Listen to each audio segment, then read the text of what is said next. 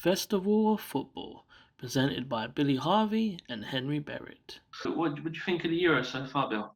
It's been great. It's been great watching the games. I spent when the weather was a bit nicer, I was in the garden over the weekend watching the games from like 2 till 10 o'clock at night. So it's been a great experience. I think the quality of football is good. There's been some shocks along the way as well. Yeah, I can't really complain. It's on every day. I mean, there's a game on at 2 today, so you can't really argue with that, can you? No, it's been decent to be fair. I mean, I got to the point where I was like I didn't really want to watch any more games because I was watching so many. And then then you watch a couple of games, like you watch that Ukraine Macedonia game. Like for me, that's been one of the best games so far, simply because of just like neither team were defending the best, and then like you had Yarmolenko turning into Superman. I mean, I just don't get it. I mean, I should have. I said to my partner's dad that Yarmolenko was going to score first, Hmm. and then he backed it, and I didn't, and he scores first, and I'm like, damn it, why did I back it? I should have just backed it. I knew he was going to score first.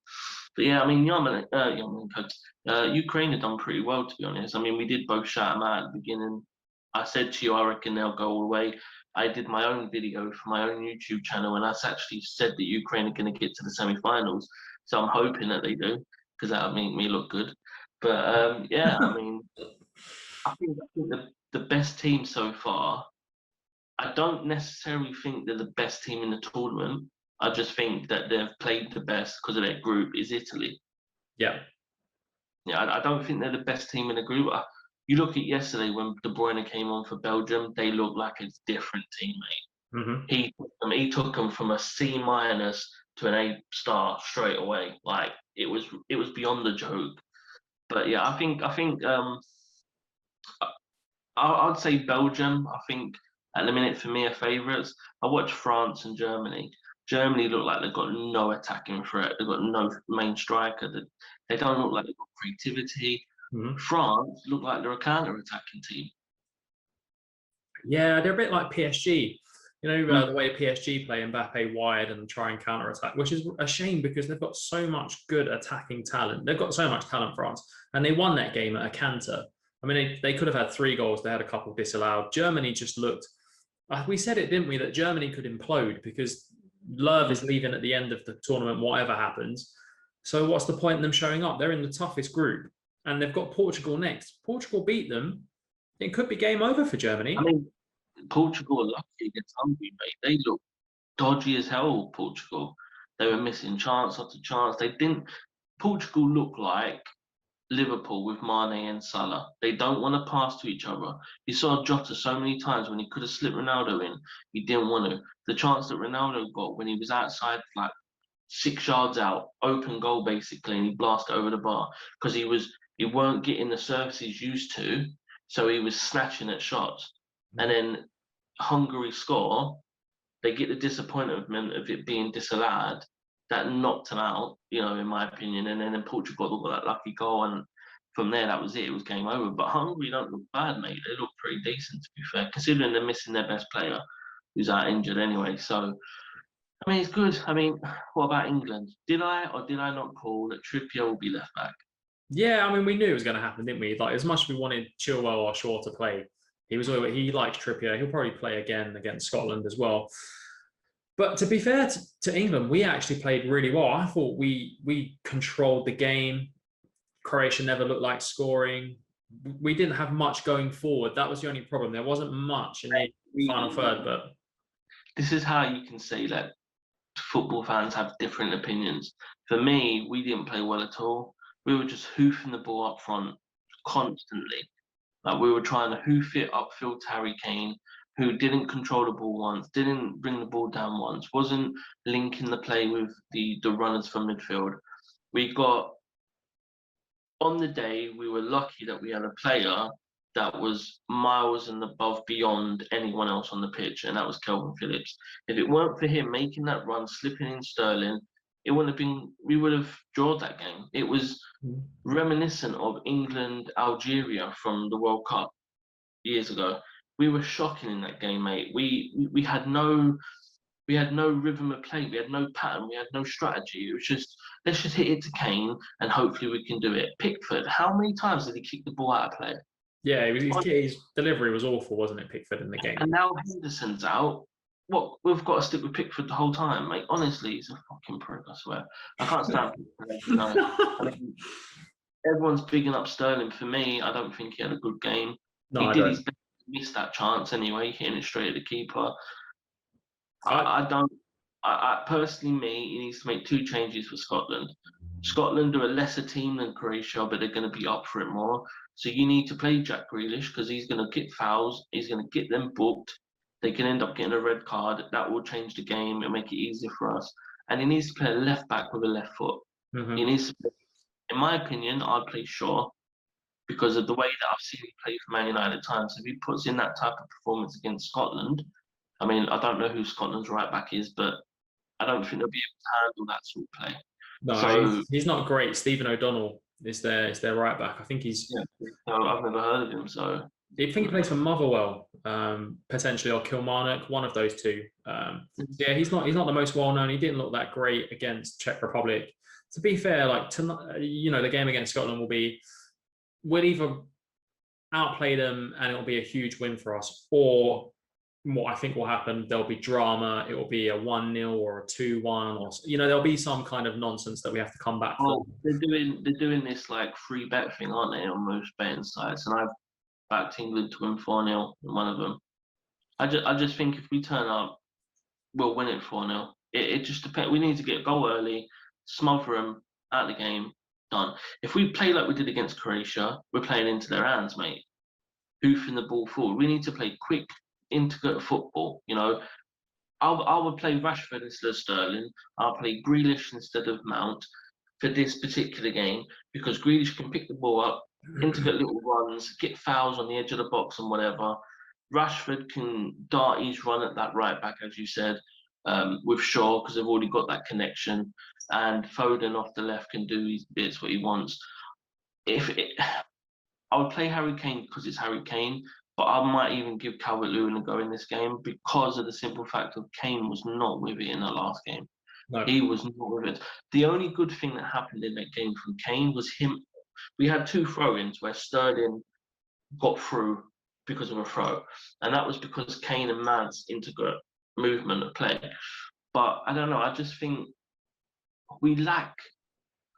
What's the word I'm looking for? We lack a system. We lack the Cutting there's a edge. certain.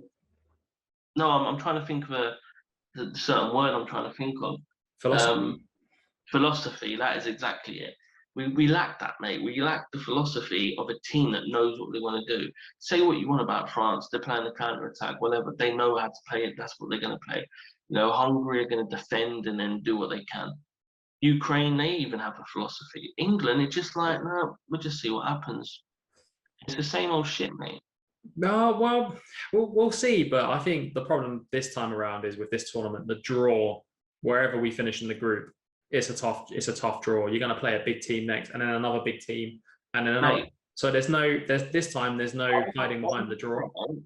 Other than France, we've got the best team, the best squad in this tournament. You look at our squad and you look at France's squad, I think they're on par. There's only a few players that France have got that are like levels above us, Mbappe, Kante. I wouldn't even put Pogba above certain players in the England team.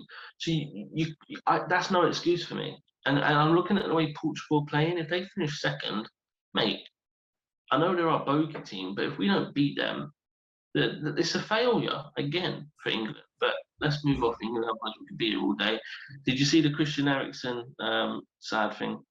Yeah, I was watching it live. So I was actually in the garden. I watched the first game, then I watched that one, and I was like, it looked like he fell over. Like I wasn't really paying too much attention. The game was a bit boring at that point. But What it was, he made the run because he was on the edge of the box when he went out for a throw, and he run to the ball to do normally touch it back. And as they threw it, he kind of fell stagily down to his knees, and it hit his knee and went off. And you knew straight away something was wrong. And then you see the physios, the players doing the thing with his tongue and whatever, and the physios come on the medical team. And as soon as you saw that they were taking his shirt off and whatever else, Yeah, you knew it was.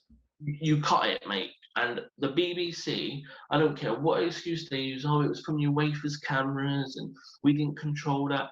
No, you go back to the studio. I don't care if Gary Lineker's mid-eating sandwich or whatever else. You go back to the studio and you say, because of the distressing scenes, we can't show this. Principally, it would be wrong for us to show it, because at the end of the day, you showed a man dead being given CPR, right? During, what was it, 4 o'clock, 5 o'clock? Kids would have been at home watching that game, like saying, "Mum, Dad, what is happening?" That's distressing. I was in shock for about an hour, 2 hours. It took me time to get over it, and I'm trained to do CPR, yeah. So I've witnessed it firsthand. But even watching it on the TV, that distressed me a little bit. So imagine if a school kid's watching that, or like, a little kid's watching it.